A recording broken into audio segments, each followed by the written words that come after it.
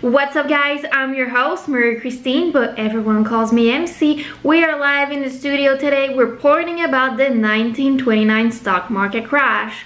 In my opinion, there's no better example than the novel The Razor's Edge to illustrate this economic crash. Without further ado, let's jump right in.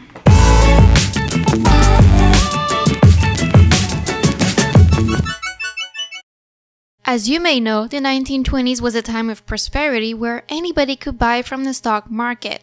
In The Razor's Edge, readers can truly engage in this significant time period by following the lives of Isabel, Gray, Larry, and Elliot. Before the economic crash, the characters are living their everyday lives. Isabel is the kind of woman who chooses a wealthy husband instead of a man who would have provided her with little to her luxurious expectations. Even though she truly loves the other man, but that's her decisions. Gray is this successful stockbroker. Basically, he makes money off investing other people's money. Last but not least, Elliot is this perfect representation of the rich man whom we are uncertain how he truly makes a living. We know for a fact that he has a bunch of securities on the stock market, but other from that, we have no clue if he has other sources of revenue. Personally, I really like to associate Elliot with The Great Gatsby, but that's probably just me. When it comes to the stock market crash, the novel presents the two possible outcomes of investors.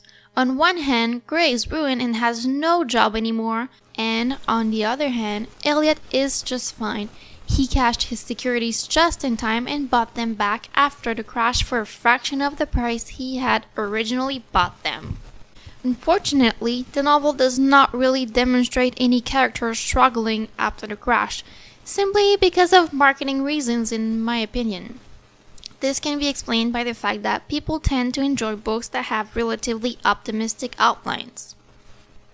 But for the sake of this podcast, we'll simply focus on the positive after the crash. In fact, Elliot is so kind and cares so much about his niece, Isabel, that he offers to help her and her husband, Gray.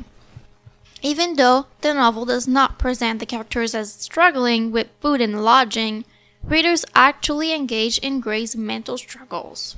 It is quite normal after losing all your fortune that you would mentally feel exhausted to the point of getting bad migraines. Ironically, in the story, it is the one who represents a simple way of life who helps Gray find his confidence after all.